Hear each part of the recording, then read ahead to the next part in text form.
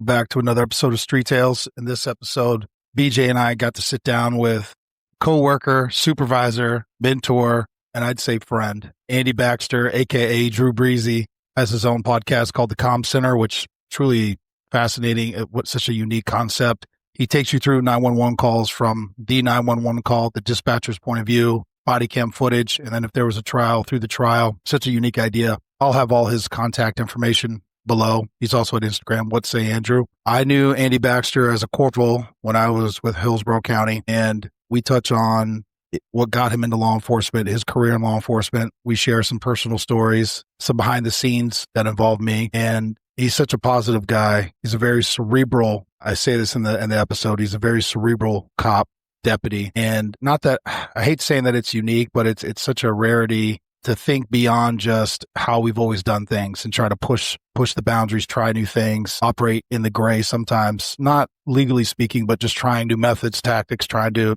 make things better for the men and women who serve and do the job. I appreciate Andrew's time. I appreciate BJ's time. This one was a little more lighthearted and fun, which I'm trying to weave in and out as we progress and move this thing along. I hope you enjoy. Thank you so much. Welcome back to another episode of Street Tales. I've got a longtime friend. For me, it was in and out mentor, but I still call you a mentor. A lot of good takeaways. Takeaways. You worked with BJ longer than me. This is going to be an episode with the boys, apparently, because that's just what it is. That would have been another good podcast called that's probably already out there. The boys. Yeah, I'm sure it's out there, but that's probably already out there. It's the first offshoot. But Andy Baxter, brother, I appreciate Drew Breasy. I love it. I fucking love it. I really appreciate you coming on and spending time with us, man. Man, I appreciate. I love both of you guys. First of all, you always had the fire, and you never lost the fire. And there's something to be said. And I'm not like the story I'm about to tell seems like you guys are like always in trouble. We were. You know what? You know who never was in trouble? And this is for both of you. You know who was never in trouble? The asshole that sat under the tree and did nothing. Yes. They were never in trouble, except for not catching up on their emails or whatever. So you guys were always after my own heart because especially there's a very particular story that I'm sure you don't want to relive, but like, go ahead. No, it became like lore, and it's just not what was said. But it doesn't matter. What was said down in the colonel suite is what it was said, and it's repeated in every leadership class, and it's repeated in every roll call. And by all rights, I was like, well, even if he said that, he was right. I mean, like, so. And then BJ's the same way. Like he always and I'm telling you, because I was the same way. You always stumble into trouble because it seems like for some reason the rules are always like very specifically focused. Yeah. When you're in the room, when you leave the room, they're a loose set of SOP. Yeah. And I always, so, which is fine. It made me the man I am and whatever. It actually helped me a lot, like in a leadership role to be able to stick up for people, for God's sake. Yeah. But just to be able to persevere and be so good they can't ignore you. That's an old Steve Martin saying, but like, yeah. And you may not even know who Steve Martin is. I do. I know exactly what you're talking about. Yeah. I mean, we're in that weird age where the transition from old to new. Good. I'm glad to hear you say that because I was in that weird age all through my career. I was in between the two generations. So I'd love to hear that. But you guys have always been ass kickers. Can I share your nickname? Has it been shared? Do it. It has been. Panda was the shit back in the day. I remember very, very specifically Tyler coming into a roll call I was in. And he's laid out this whole program he's got with probationers and all these, and it was after my name is, whatever that incident was. I think it was after that. And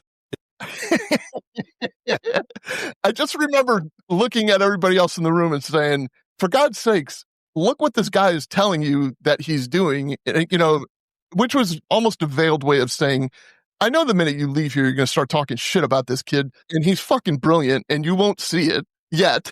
And they didn't, by the way. But I know they didn't. I would. I mean, if anything, I led the chorus. But so I was like, for God's sakes, just have fucking passion about something. I mean, just come in here and have passion about something. And then months later, we lost you. And I was like, this is what you guys do. When you when you sit down at the colonel's table with your coffee and you talk about deputy fuck you and you share the slanted story that makes your narrative sound a lot better than what actually happens. Yeah. You lose deputy fuck you and you need a deputy fuck you. Man, there's going to be a lot of beeps in this one. No beeps, bro. No we're beeps. 18 and we're 18 and over, explicit material, baby. And what I didn't realize, and I hope we're not too far into we are too far into this, but I didn't realize my camera was backwards, but that's fine. We'll keep You look great. Thank you. I look good. You should see the other way. Well, there you go. Awesome. Well, one, thank you very much. Two, we have talked about that story a couple times. Yes. Maybe I still have some bitterness I'm working through on how that all played out. Dude, I've been retired for however many years, I can't even tell you, and I still have bitterness I'm working through. Don't think it gets any better, man. Just no, I appreciate it. Don't kid yourself. No, I appreciate it. And I believe you rose to Lieutenant Baxter before you retired, which is how BJ knew, I guess. Remembers you. I give you the highest, your highest rank. One, always a fan. I was always a fan, regardless of what anybody. I don't know anything else because I've had like Doug White on, and he's like everybody thought I was an asshole. I was like, I had 4 interactions. I remember every single one, and I learned something. You were very much the same. You were also one of the few deputies, supervisors that I don't know how to explain this. You were very cerebral, meaning it wasn't just go find bad guys, smash. It was like come up with a better way. Anyway. Yes, we'll stop. We'll just stop. We'll stop there. But no, don't stop there. I'm just saying it was definitely. I wanted you guys to do it right. No, 100%. Yeah, 100%. And so I appreciate you, and I think that you made me a better cop and a better investigator, and it's what's helped me throughout my career. For me, it's thank you, and I'm happy you're here. But with that being said, I'm flattered, man. I really am. Dude, I mean it. The world of both of you. Yeah, I love that you immediately remember the story, and I'm happy to hear colonels remember me as deputy fuck you. That's fine with me. I'm okay with it, dude. Like I truly and honestly believe that should be a badge of honor because you know where those colonels are right now. They're in trouble right now. Yeah, they're nothing. They're long gone. And nobody is. And if they pick up the phone, it's like a 50-50 that one of the current colonels is going to do anything for them. Like that's the kind of shit people forget. Like you're going to get back into the real world at some point, and you're going to need to be a fucking dude again. And deputy fuck you is the same guy that's going to come. Yeah. Now, about your story. Go ahead.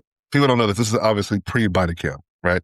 Yeah. But I always wonder this because obviously I'm interview buddies for my own stuff. I always wonder how that would have played out just for you at the office personally, had that been on body cam to see the actual full picture context of everything. That's always in the back of my mind. I wish we had it because I tell you right now, we'll talk about it for a few minutes, but because it all came out through the internal affairs investigation where the actual guy I was arresting in the internal affairs investigation was like, I apologize for my family. Deputy Martin was nothing but respectful. He actually described in his own words, textbook, because I had him on the ground and how I rolled him up to his side, his knees and all this other stuff with the detective encouraging me to be like, did he pick you up by the handcuffs like a suitcase? Did he hurt you? Did he hit your head off the car door? He's like, no, he didn't do any of that stuff. He was very respectful. I apologize for my family. This is the guy I arrested. And then the mom, who was the one that I guess made the complaint, was like, if he wouldn't have been so big, I would have kicked him right in his fucking head. And so did you feel like he disrespected you? Well, no, but nobody had a problem with it except a couple supervisors that had issues with me. And that's how it all came out. Nobody had an issue. That's generally how most of our shit works. And that's I actually laughed. That is a glaring gap in today's law enforcement. And first of all, society hates us, but not all of society, but I mean, it's tough enough as it is. Yeah. And how do you expect, you guys are both at mentor stage or, leadership roles. Mm-hmm. How do you expect to develop anybody into, like, what do you tell them? Like, I remember having a very specific conversation with a major at the time, and we were talking about me sitting in roll call, looking at everybody and just kind of worried about, it was post George Floyd, just kind of worried about like, well, what do you tell them as in, just go out there and do your job because we got your back. Because I don't know that we have your back. Nobody knows if we have your back or not. Yeah. The people that have your back don't know if we have your back. We don't know if the state attorney is going to do us. I mean, there's cases all over the country, which is another reason I got into, the social media thing. So that's bad enough. But when it comes from within, it's the worst. And I'll tell you right now, like the secrets that I've figured out or learned in retirement, or when I went to the Southern Police Institute, SPI, and I did my own work, is they tend to cancel the creatives. Yeah. Like if you're creative, you're a threat. If you're and you said a minute ago, you used a word that probably would have is kryptonite to somebody above lieutenant when I'm a lieutenant. Mhm. You just said it yourself, like you're a very cerebral leader, like kind of a You thoughtful. are. I mean, that's how I would Yeah. describe you. Yeah. Okay, well, the people above me, they don't. They don't like that. By cerebral. They're going to be pushed out of the way by my cerebrality. So I'm a threat, and they're going to do everything that they can to stop me. And they did. Like, I'll give it to them. The terrorists won on that one, but because I left. But consider it an honor. Like I'm telling you, BJ, and I'm telling you, Tyler. Like consider it an honor that they have to lie to embellish the story to make you look bad, because they're so fucking afraid of you that they have to embellish and knock you down in a profession that, this is so cliche, but we should be building each other up. Yeah. Yes. But It's hard enough. It's hard enough without having to worry about that. Yeah, it is sure. difficult. No doubt. Perfect. But I will say, Ty, learning from your story, right? And I'm currently in a leadership class this week, right? So these are some of the issues that we're talking about, speaking about. One of I usually have a spiel I tell the young guys, right? A couple of things keep you out of trouble, for sure, right? Don't talk negatively about anybody at the sheriff's office, right? Because you'll never be able to say, hey, it doesn't mean you don't have to like everybody, but don't say anything negative out of your mouth about anybody at the sheriff's office. You never know who you're going to work for, who you're going to work with. Yeah. Listen, I don't like plenty of people. It's not going to be hard to tell who I don't like, right? You'll be able to figure that out. It's not a secret, okay? It's like, but, and I tell them this, and also number two, obviously, try not to sleep with anybody at the sheriff's office if you can help it. It'll usually keep you out of a lot of trouble, a lot of work, workplace stuff if you can, right? Three, I tell them this, listen, I'm not trying to coil your fire. I want you to shine as bright as you can be. Just be mindful of how you're being perceived in these rooms. I've seen it happen to too many people I know, people you just see it happening, and it's like, I think it was Jenna Petrella at the time. It was like, if you do something bad, don't worry about it. Just keep plugging away, because next week somebody else is going to do something bad, and eventually it'll be old news. It's somebody else's turn in the barrel tomorrow. Trust me. It'll be old news. You'll be fine. Just keep plugging away. Yeah. Unless you make a big enough splash that the sheriff and the chief have to get involved. That happens too. Yes, that happens too. Yes, but that's sage advice, and I'm telling you, BJ, that's what I was trying to say about Tyler earlier. Like he came into that roll call room and he explained his program, and you could just, I don't know if I could just sense the energy, or if I was just reading it wrong because I'm cynical from having my soul beat for 15 years or whatever. But it's like this guy is out here trying to make a difference, and he's got an innovative way of doing it.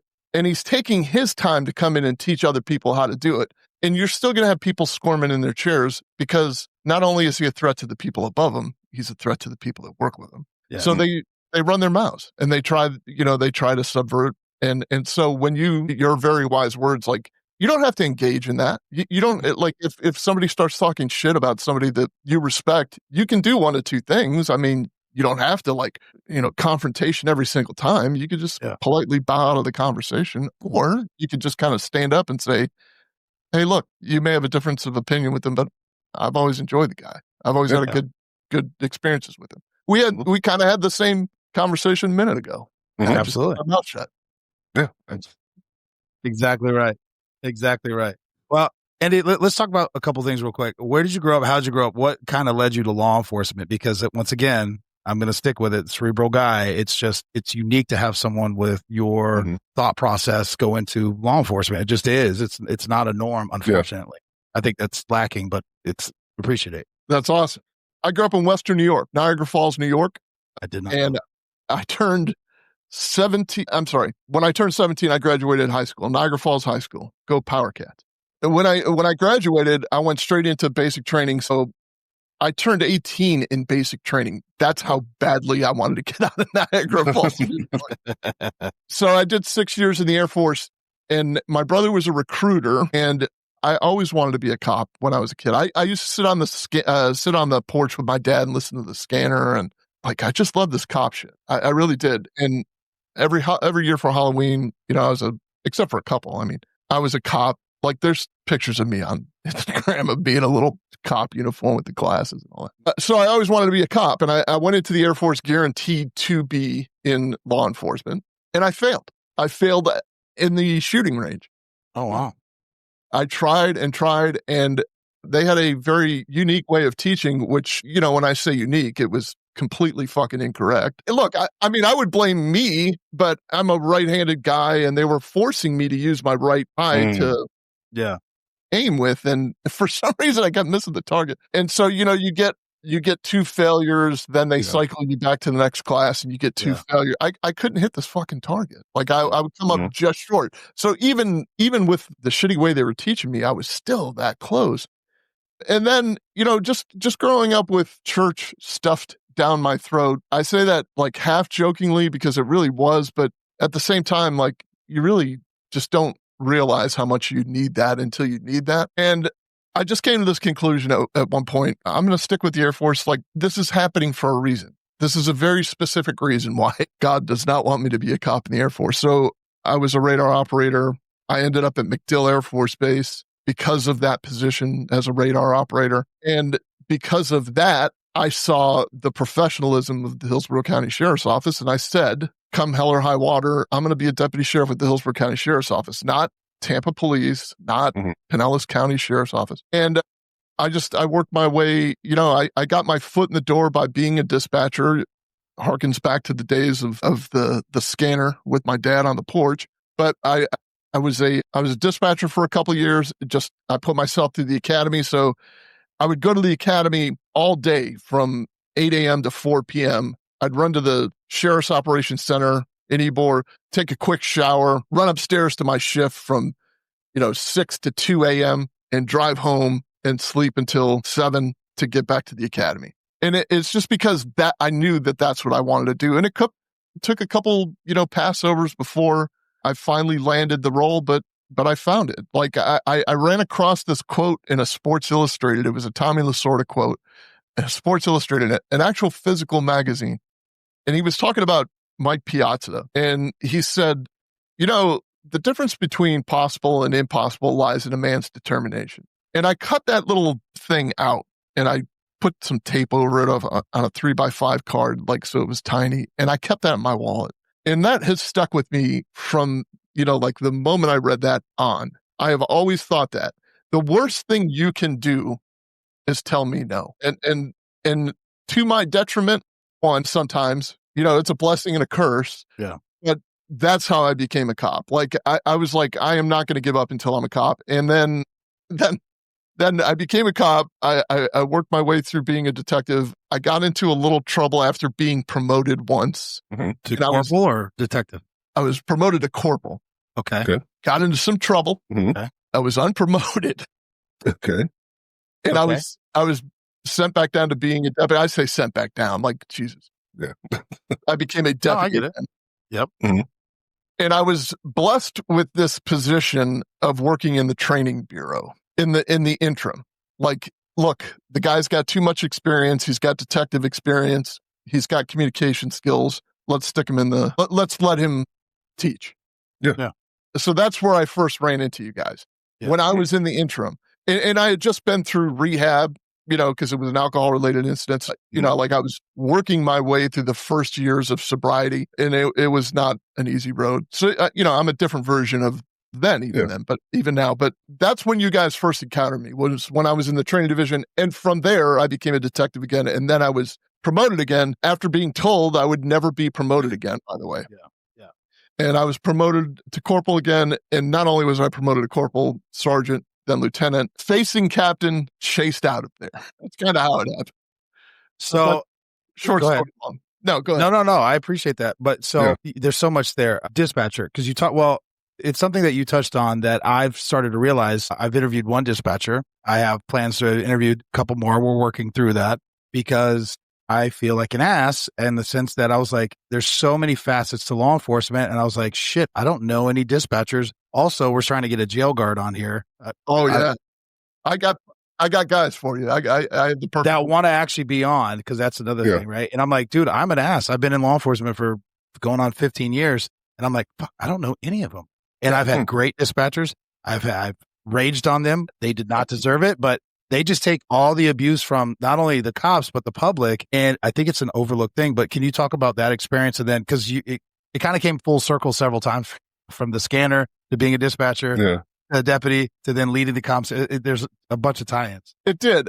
So like in full disclosure, and I don't want to take you too deep, but I came into this job with a lot of childhood trauma. Like, I'm a I'll call it a sex abuse survivor. I'm not like, you don't get to choose whether or not you're a victim. You get to choose whether or not you're going to live like a victim, though. Yeah, true.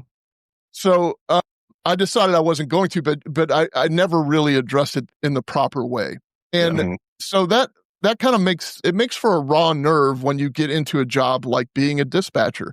People think that it's just like you're sitting in air conditioned room, talking on a radio, or typing on a typewriter, or you know what I mean, a computer, not a typewriter, but and it is so not that. I mean, it is. What you have to understand is, like, as cops, as street cops, you've got maybe a 10-15% chance of seeing something traumatic that day. You could essentially go through your entire shift without ever having a call, even. Like, but when you're a 911 operator, you have a 100% chance of hearing something traumatic in your ear without warning. By the way, it's just a little beep. Yeah. And you're going to hear something traumatic because most of the time, it depends on where they work, but they're taking emergency medical calls. So by the time we get there in uniform, the white horse and, with the badge on and all that, stuff is kind of like settled down a little bit. Plus they see, they see the grandeur of Panda walking, like these two burly, the defensive line for Grambling, whatever. They see you walking up and they're like, "How are you doing, officer?" Yeah. But when they're on the phone, they are like up one side and down the other. So you try to get information out of somebody that's screaming at you. The citizens hate you, the cops hate you, and unfortunately, like, the trauma within a communication center, it's like an aquarium. There's no place to go, and they turn on each other. And it's just a very kind of a toxic environment. And I'm not saying that out of like, oh, I would never go in there. I'm saying that out of love. Like, we don't pay enough attention to that. We have not fixed that because, and this was, like, I did a research project. I did my own work on trauma in the communications area, trauma in the civilian sector of the Hillsborough, of where I worked. The conclusion I came to is this: if you're an administrator or a command staff member or a sheriff or a chief of police, why would you neglect the first contact that everybody has? So if they're in there and they're eating their feelings, because they are, I'm not saying that to punch down, say fat or whatever. If they're in there eating their feelings, go in there and find out why. Like, it'll take you a day and you'll figure it out. But go in there and find out why. But when they're so cynical, or when they're beat so badly by the citizens or by each other or by administrations that are like, the comm center is the most rule-heavy area of any organization. I will guarantee it. Like, you can walk into any communications area because, and this is something else I found in my experience, we as cops understand discretion. We've had felons in our hands that were just kind of like, I'm going to go to lunch. This is your lucky day. They are like, you showed up 6 minutes late from your break, but I was on the phone with my dying mother. 6 minutes late. And so they get all these internal affairs cases. And that's why I say they turn on each other. But trauma creates that. And if you don't have an outlet for them, or if you don't just pay attention to them. But for God's sakes, when I was working up there, like, I'm almost laughing at it because it's so disgusting to me.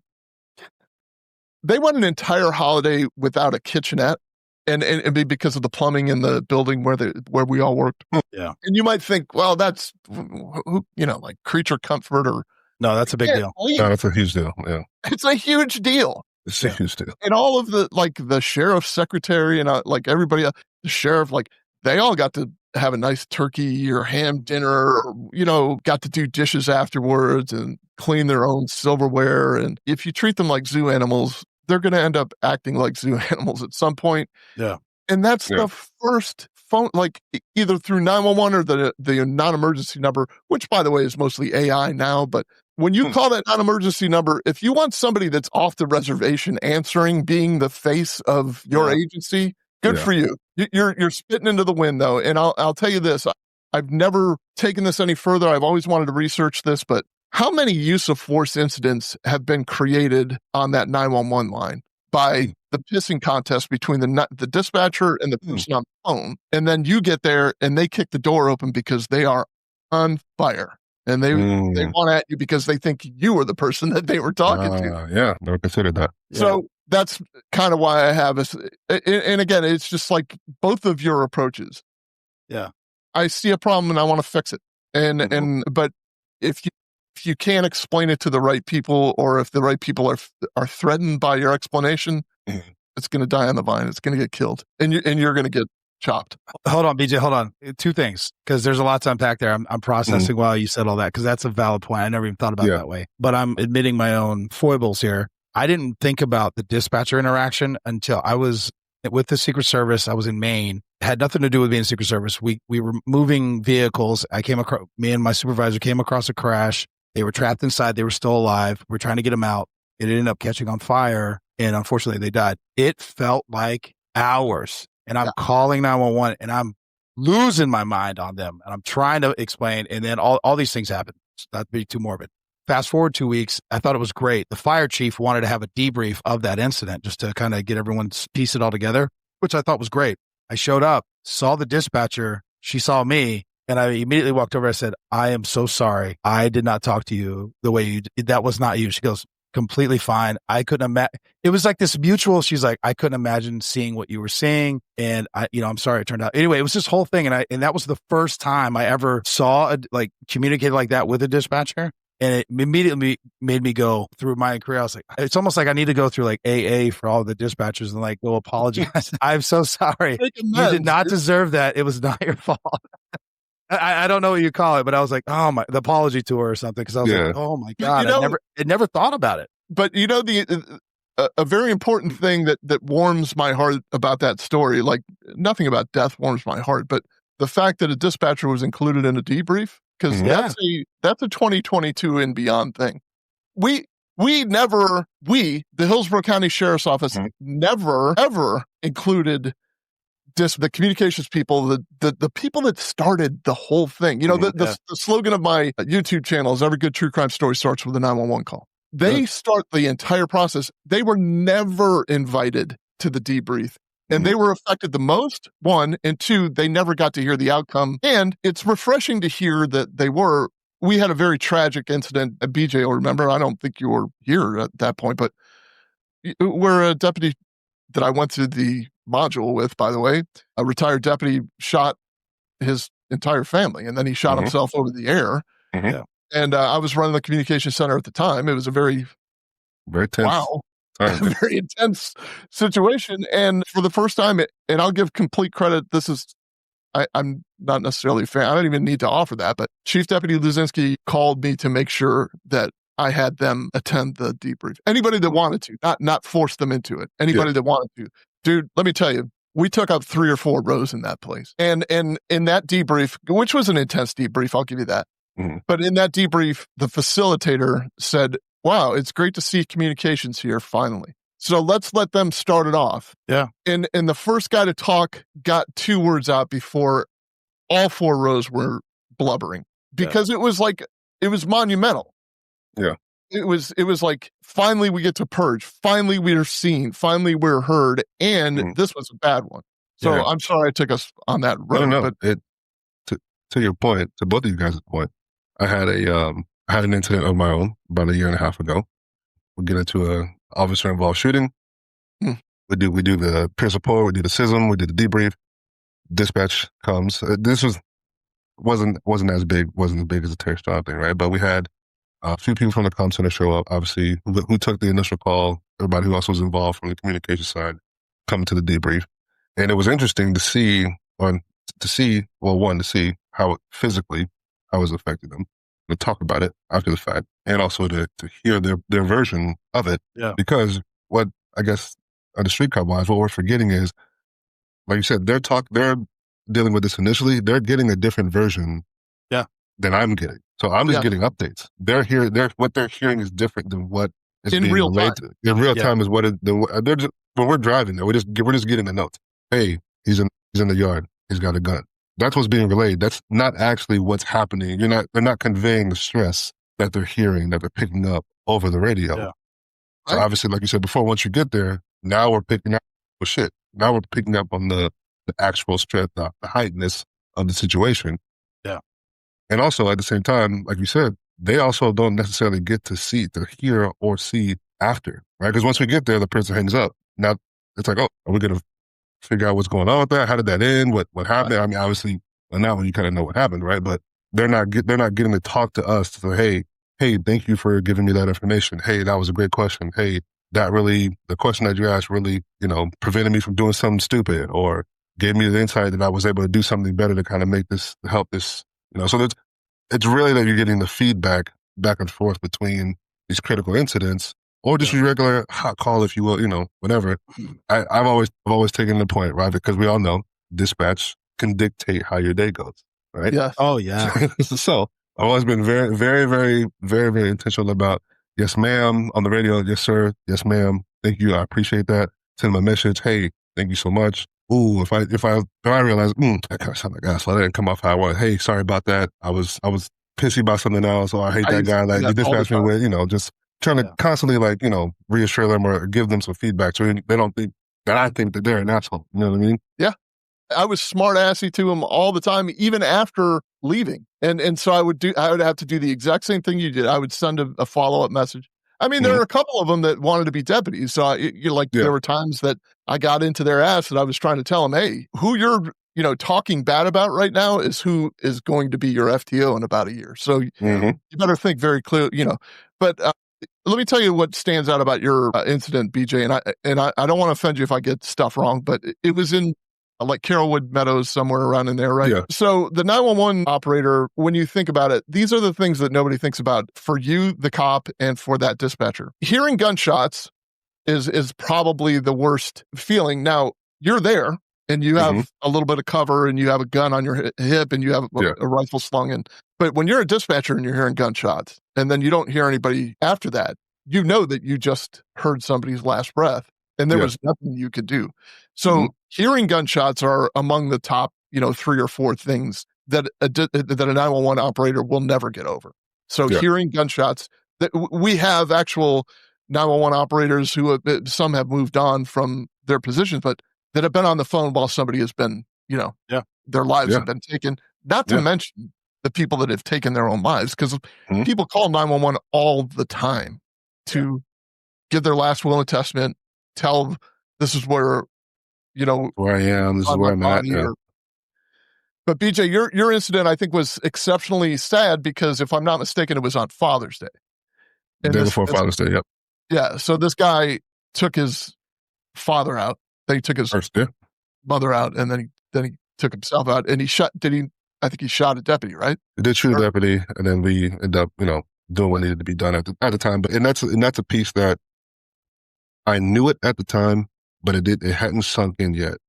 That was the reason why we were going, is because he did kill his father first. Because it didn't really set in until way after the fact, because things were still actively happening. So, that's one thing. That's one thing. Taking in the new stuff. You're just taking in the thing that's actively happening. Not that you didn't realize it, but it's like, hey, the reason why we're going is because something's already happened.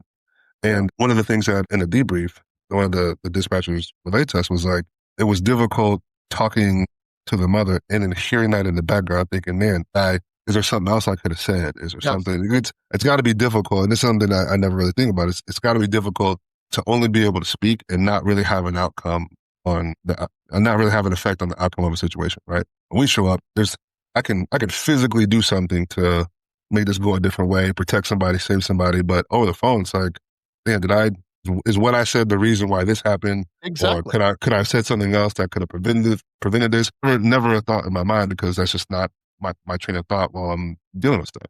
Yeah, we're different animals. We have different jobs. But where it compounds also is they feel responsible for your life. Yeah. So when you're taking gunfire, or when something happens and and God forbid you don't answer your radio, like we all know that that's the pet peeve with us. Like I'm talking to this guy about Giants football. Just give me a break. Like shut up. Mm-hmm. But they're checking on you over and over and over again because they think they just marched you into your death. And I can tell you that not only from my own experience, but from debriefs. There's so much turnover in that profession. Like I had to start doing exit interviews. Like, hey, what was it? And, like there are issues in training and that we could have fixed, but they chased me out. But there were other things like anytime somebody's going up to a place where somebody's armed, there is an intense energy. We probably feel it every time we're walking up, do a traffic stop or whatever, but they get this intense energy that they're never going to be able to get over, that they're actually marching you to your death, even though you're completely responsible for your own safety. Yeah, 100%. And it's hard to overcome. And I'll tell you, there was an incident that occurred when I was a dispatcher where a helicopter went down, and just like, I don't want to bore you with the details on this. I mean, not that was a boring story. We lost an officer, Norris Epps, God rest his soul. He was a Tampa police officer, but I can tell you throughout my career, and even I'll get a flash of it now and again, I felt responsible for that. There's a survivor's guilt that transcends any logic that you can imagine. So when I connected with that, when they said, like, we just felt like we were marching them to their death. And then when they didn't answer, we were like, that's when the 5 seconds becomes 5 minutes. You know what I mean? Like you're in your brain. And and honestly, this is how I can steer the conversation. That's the same adrenaline that we feel. And it's the same, it's having the same cortisol, and it's having the same effect on their heart that we're having. Yeah. It's just that the acute danger is different for BJ than it is for the dispatcher. Yeah. So in the long run, your heart is being eaten up by that adrenaline, and their heart is being eaten up by the adrenaline. But because we're in acute danger, for some reason, they're not considered first responders. Yeah. And that's the shift that we need to make in this country, that all 50 states need to recognize these people as first responders. They need to pay them as first responders, give them the mental health benefits as first responders. They're doing the same job. It's a little bit harder in some aspects. They're just outside of the acute danger. Yeah. That's the only difference. They get a long-term, they get a death by 1,000 paper cuts, basically. Yeah. Whereas we might take the stapler. Now that I'm thinking about it, it would be difficult to have, like you said, that rise and fall in adrenaline, but without resolution. Zero closure. You know, when I first came across that, I was working a midnight shift. When I first got back on the street as a lieutenant, and a dispatcher puts a call in saying that a motorcyclist at Hillsborough Memorial was speeding through traffic. It was a pack of motorcycles and ran the red light on Hillsborough at Memorial, which is, for those of you who don't know, I mean, you can Google Earth it, but it's a very, very, very big intersection. Mm-hmm. And these guys were probably, a little intoxicated and having fun with their motorcycles. And he ran the red light. And the first probably 5 or 6 911 calls that came in talked about how bad this motorcycle accident is. But one of them specifically said the guy was decapitated. So I drove over there because I didn't want any of those deputies to have to see that or endure that without me being there with them to see it, endure it, or get them relief if they need it or whatever. Yeah. And I get there, and within 5 minutes, I'm standing with the fire captain, and I'm like, so is that his head over there? And he looks at me like I'm dumb, and he's like, no, that's his helmet. His head, his head is still attached. It's in the ambulance. So it looked like he was decapitated. His helmet came fumbling off, and that was what a 911 caller reported. As far as the dispatcher knew, this guy was decapitated. So we worked this entire wreck. Florida Highway Patrol came out and handled the fatality, and we handled the traffic for them. So hours and hours and hours later, I'm talking like 4 or 5 hours later, at least, I get back in my car to leave the scene, and the first message that pops up was the call taker. And she was like, did that guy really lose his head? And it dawned on me. She's been sitting there waiting for the last 5 hours when within 30 seconds, I knew that never happened. Yeah. So that was an awakening for me. That was like, hey, if you're going to take on this role of leadership, or if you're going to fix problems, or you better be situationally aware. Like, you better pay attention to what's going on all around you. 360. No, for sure. Quick diatribe. A couple things. One, my stepmother, Amy, she's a dispatcher in a small town, Giles County. Shout out, Amy. That's right. And she was the first dispatcher I actually had on. The sheriff there, his whole thing is anytime there's a traumatic call, traumatic incident, which again, it's a small county, so it probably doesn't happen as often as ones in Florida. Everyone has to go talk to a therapist, even the dispatcher, and they debrief with the dispatcher. Mm-hmm. And to hear her talk, and again, these are things that resonate with me now. She's like, I am that pain in the ass, and if you don't answer on the radio, I'm going to call your cell phone, your partner's cell phone, your sergeant's cell phone. I'll call your wife because they know everybody. She's like, I just want to make sure you're okay. All you have to do is say, I'm okay, whatever. She goes, because I'm worried until you say something. So these are things that have percolated over the last few months when doing the show. Mm-hmm. But I also want to just kind of switch gears because you also can, it's weird to say this because you create a relationship with a voice. It's always odd because two stories. One was animal got hurt and I went through and I think I dispatched it. There was a few of us in the county that would do that. And this dispatcher goes, hey, how fresh is that? And then she's like, I'm going to go pick it up on my break or whatever. It's just like some, just a little side thing, but we knew each other that way. Again, I say we knew each other only via the radio. Right. But it's things like that. It was a skunk. Yeah. And then for me, you don't have to say names, but we called him the Bishop. He was a persona. You know who he is. And the way he it could be something that's maybe not funny, but the way he would articulate it and put it in his notes, I'm like, oh my God, bro, you realize you're on the radio. But I will say, like, you're like, oh yeah, the Bishop's working tonight. Like, it's a little thing. Never met him. But I'm like, this is exactly what I miss about, like, the dumb saying all the time is like, I don't miss the circus, but I miss the clowns. Like, this is what I'm talking about. Like, knowing that there's a bishop. You know what I mean? That's the Bishop tonight. You hear that voice, you're like, yeah. At least I want to mind.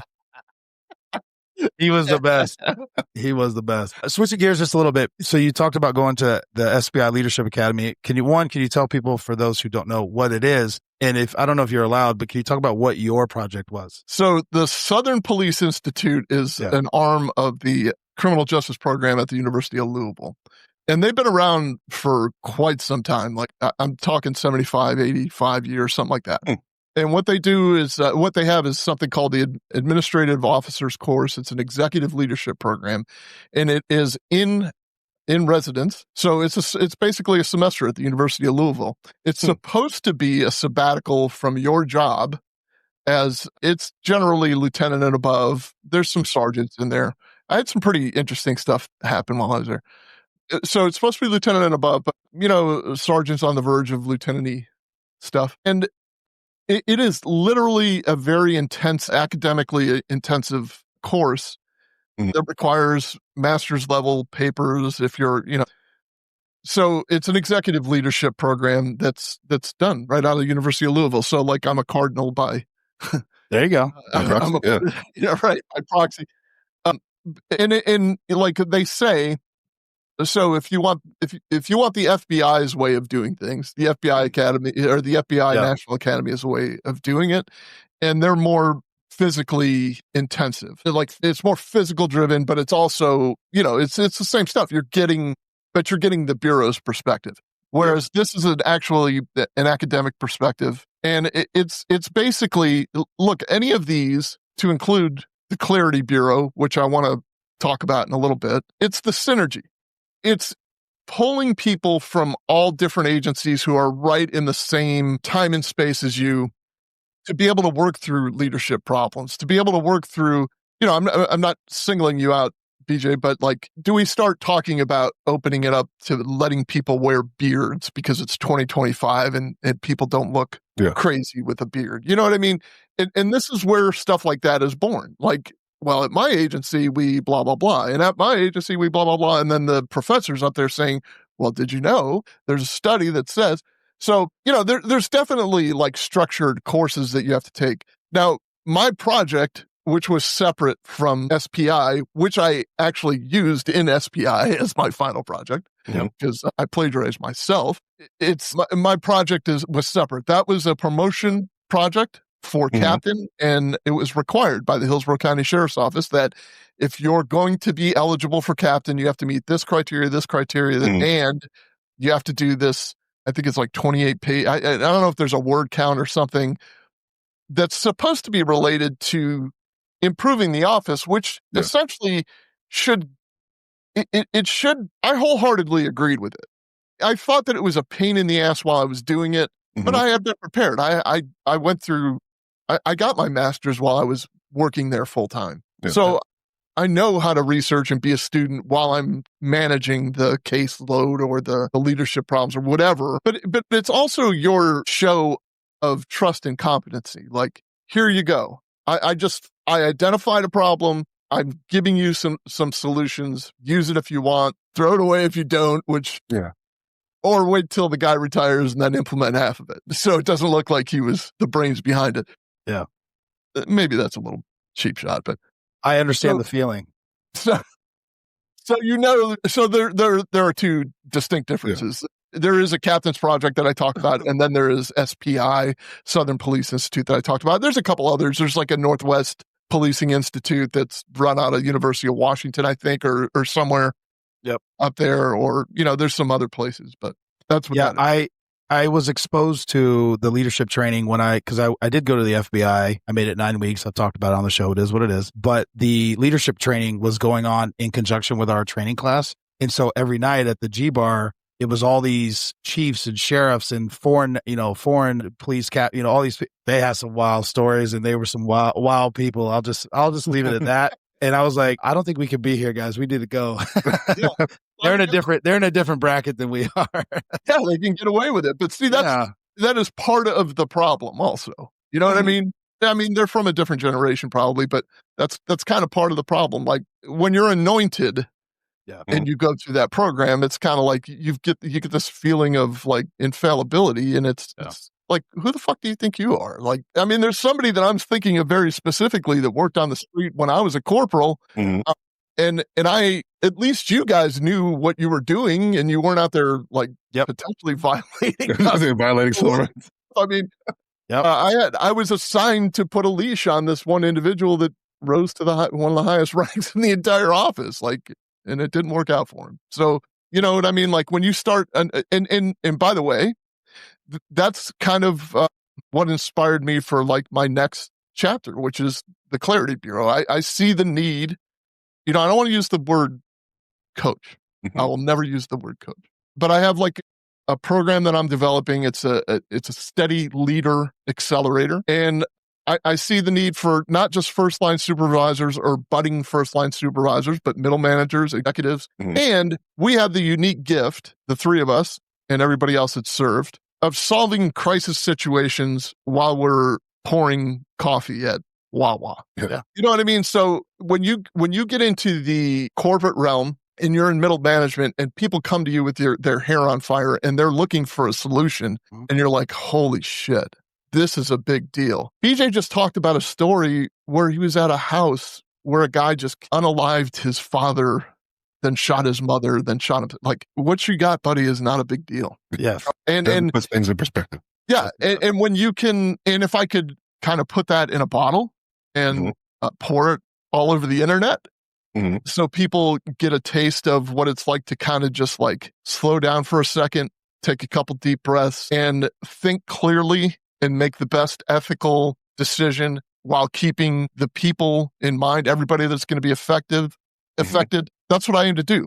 It's just going to be a leadership framework that I present in probably a 6-week course of some sort. But again, it gets back to the synergy. So there will be one-on-one aspects, but it'll also be group calls, group settings, because that's where we learn dude, let me tell you, I heard a story growing up around minor league baseball, not playing. I was a bat boy, but growing up around minor league baseball, the manager and pitching coach were having a discussion one day, and they were talking about where you do the most learning. You don't do the most learning on the mound. You do the learning sitting in the bullpen. When everyone's sitting around going, holy shit, I can't believe you just threw him an 0-2 curveball. Like, that guy's he's gonna rocket that. And you're like, well, what do you mean? Like, he chased. Yeah, but he's a left-handed, you know what I mean? Like, that's where you learn, and you learn from each other.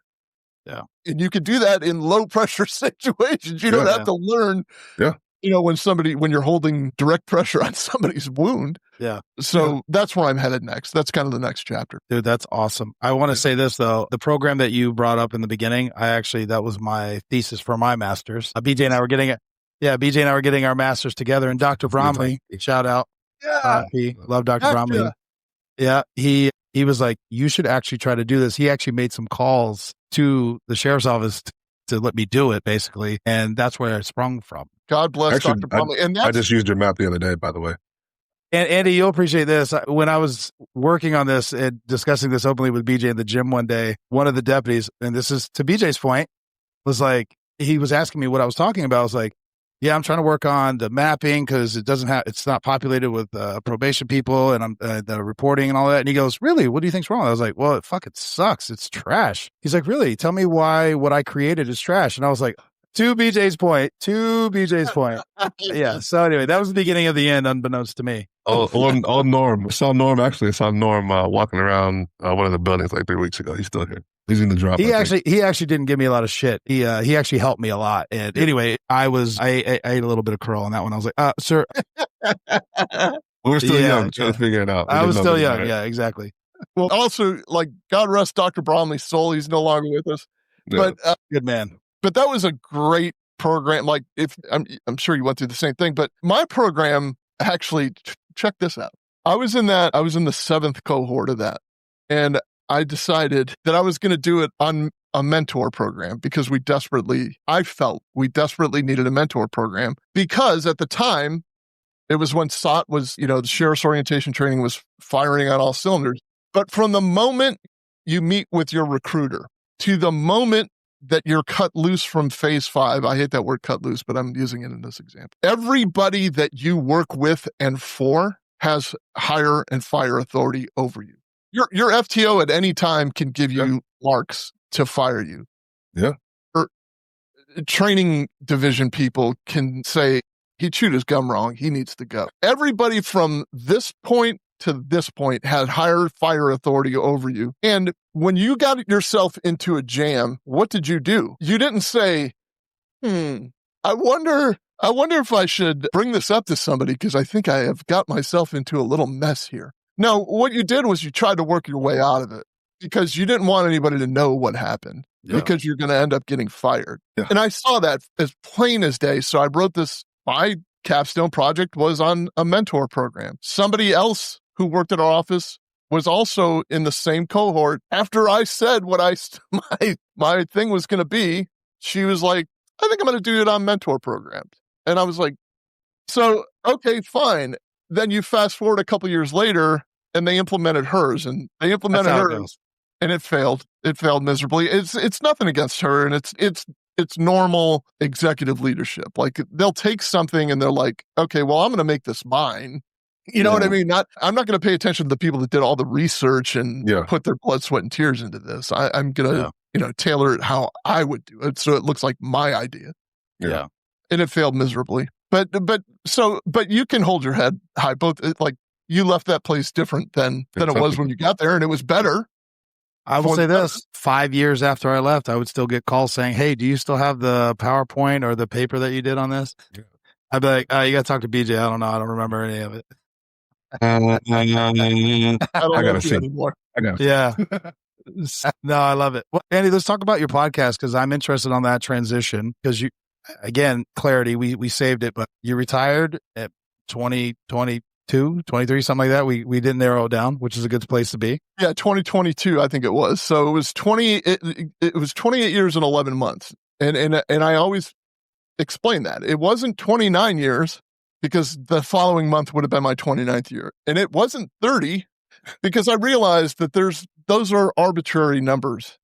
Like I was in a deferred retirement program. I'd been single without kids for a long time, so I was doing pretty good financially. And frankly, to chase a round number like 30 or even 29 at the sake of my well-being, at the sake of my mental health, just to get to a round number, like fuck that. I left.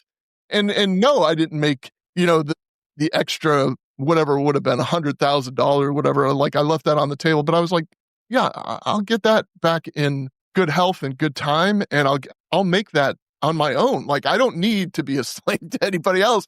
And by the way, like I want to get out on my own and be able to speak freely on social media without the threat of overshadowing somebody, or, you know what I mean?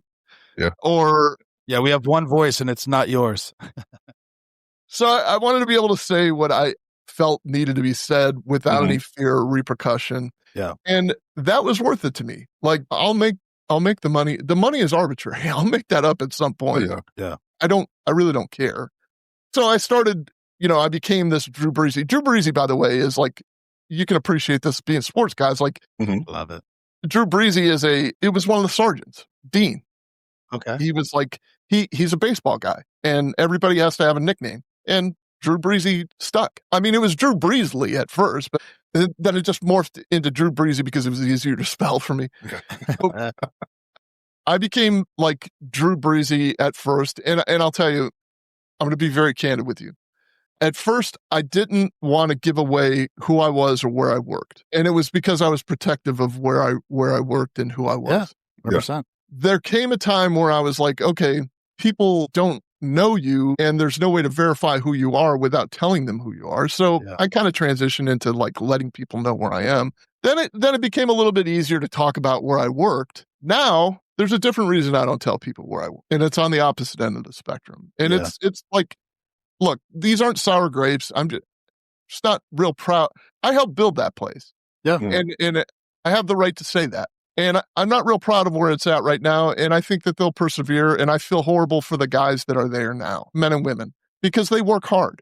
And it's a high majority of them. There's just like a very small sect that is infecting that entire pool. And it's making it very difficult for a lot of people. Yeah. But so I got into social media and I started the Comm Center, as I alluded to earlier, which is every good true crime story starts with a 911 call. My partner is a Midwest dispatcher, 911 guy. And he's got a great personality. He's an artist, he's funny. He's a creative. Yeah. So obviously they try to cancel him all the time. So we see each other on that level and we take the call from the 911 call because he can give that perspective. Then I break down the body cam. And then if there's a trial, I can give like the perspective. I used to teach, interviews and interrogations. I taught courtroom testimony and demeanor. It really is just kind of like a purgation. It's a way to get stuff out, to be honest, that has been blocking me for a long time. Mm-hmm.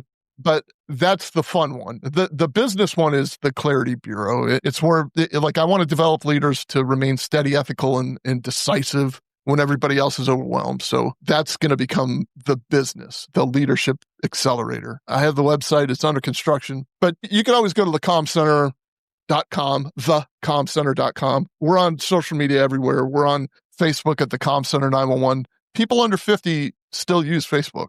Yes, we are... Yes. We are on Instagram at the_comm_center. You can find us everywhere, which will lead you to me. But our big thing is YouTube. Yeah. It's youtube.com/@thecommcenter. And we cover a wide variety of stuff. I had always wanted to do one of our more successful and evergreen videos right now is I had always wanted to do a tribute to the 9/11 dispatchers on 9/11. Ooh, yeah. And I pulled some footage from a tribute that NYPD did. So I kind of used their stuff to, to amplify. But it kind of shows you what what's at the core or what's in the heart of these dispatchers, like of what they literally have to deal with. And that's one of our more popular videos right now, the tribute to 9/11. I'm a big fan, and we'll talk offline about dispatchers and jail guard. I got jail guards. See, I don't know. I don't want to be derogatory in any way. Corrections folks. There are jail personnel. There's corrections people, but I got that guy that I teamed up with. He is not only 911 dispatcher. He's a former Department of Corrections sergeant. He was chased out of that profession because people canceled the creatives. And he has a podcast with another guy who's an active Department of Corrections sergeant. Oh, dude, I'm in. It's hilarious. Like you really gotta. I honestly wish I could remember the name of it right now so I could give it to you. But we'll do a shout out. We'll have him on the show. Yeah, you've got to have Jake motherfucker Welder on your show.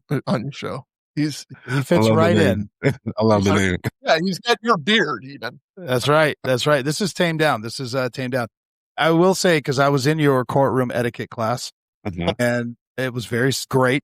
What I will say is it fully depends on the judge in my experience now, because shit goes off the rails, baby, depending on the judge. Dude, in federal court too, by the way, is like 100%. It oozes constitution. So you like, I got my ass handed to me in federal court. Like, hold on, wait, I just had this moment of like, you got to rewind and tell the story of when I was at SPI, by the way. So I'm rewinding because this is a federal court that triggered my thought. The guy to the left of me was a homicide sergeant with Louisville Metro PD. There was another sergeant with Louisville Metro PD, like behind him.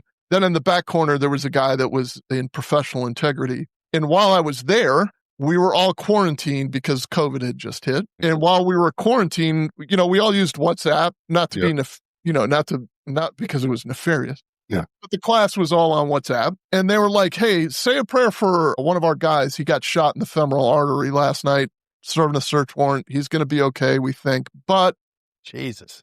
And so we all did. We all chimed in and blah, blah, blah. And then a week later, I was made to return home and do all of my coursework on the midnight shift. But that guy was Sergeant John Mattingly, and that was the Breonna Taylor shooting. Oh, my God. Yeah. So I've kind of forged a relationship with John Mattingly. If you ever want him on your podcast, I'm sure we can work something out, because telling you, that's a wonderful human being, first of all. Yeah. Second of all, he's not going to pull any punches and tell you what the media thinks he is, because he's not what the media thinks he is. Mm-hmm. But just the most humble human, like just a very down-to-earth, probably a great sergeant, like somebody that you wanted to be behind.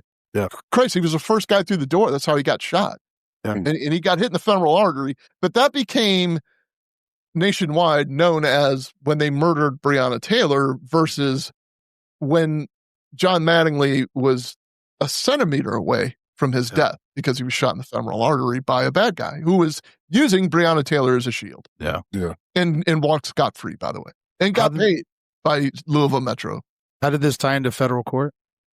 It tied into federal court because the guy that, and I can't remember his name, it'll come to me in a second. That's the guy he was with was convicted in federal. Oh, yeah. Okay. Yeah.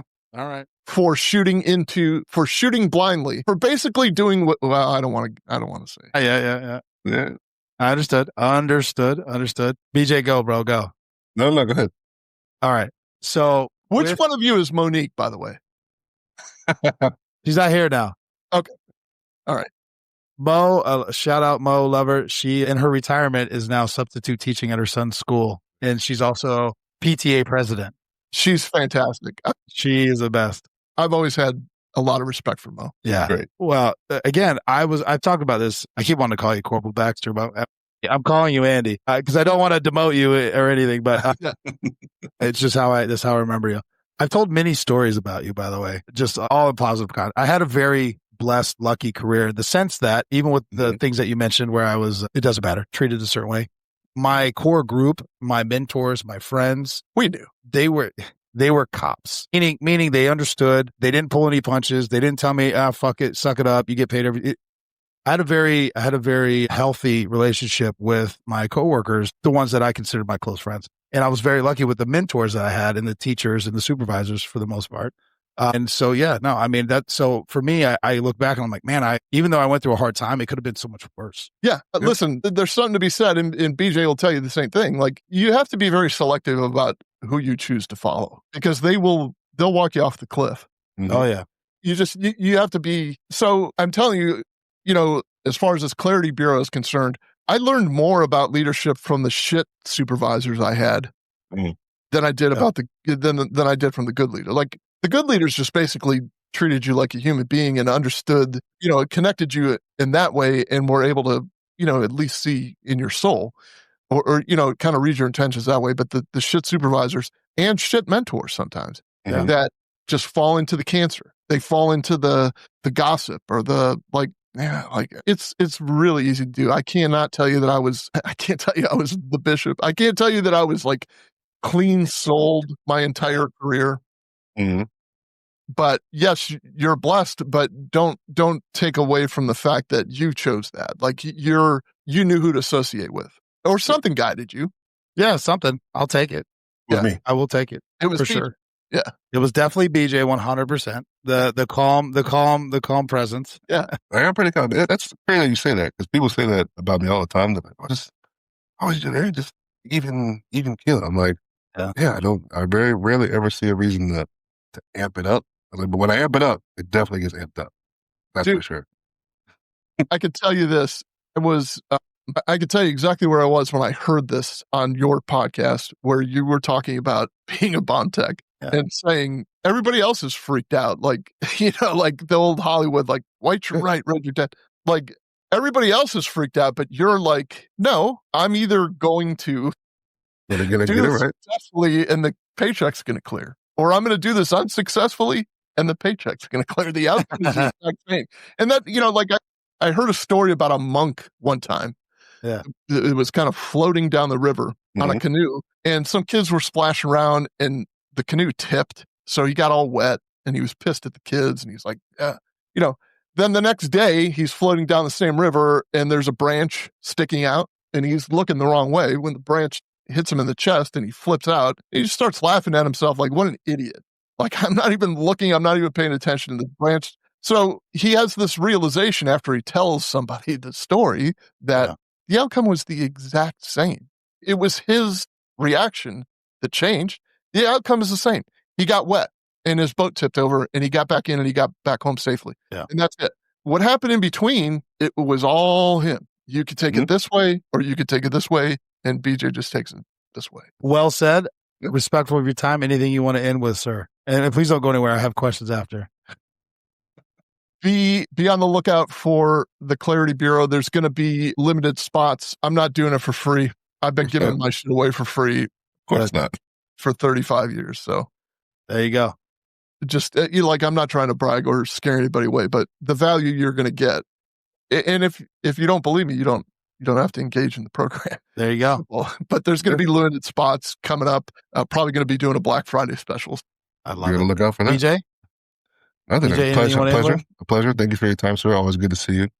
Think the world of you, BJ. Definitely we saw Usher together. I bet you Tyler doesn't know that. We saw Usher live together. We debated whether Usher was lip syncing. There was a girl smoking on the patio.